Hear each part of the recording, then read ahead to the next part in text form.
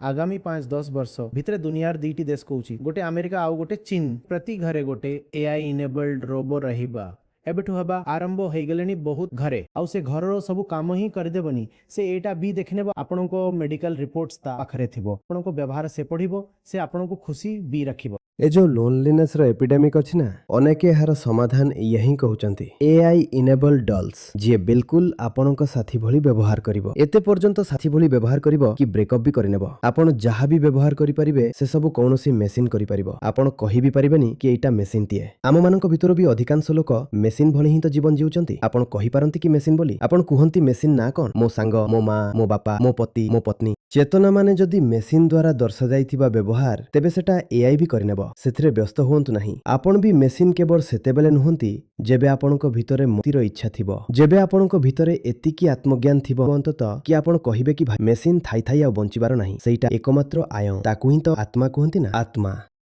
जहा पूरापूरी भावे निजस्व अटे मौलिक अटे जहार नकल होई पारिबनी ताकू आत्मा कहंती आ जदि मो पाखरे सेमिति किछि नाही तेबे मु भी तो पुनी मेसिन ही ना।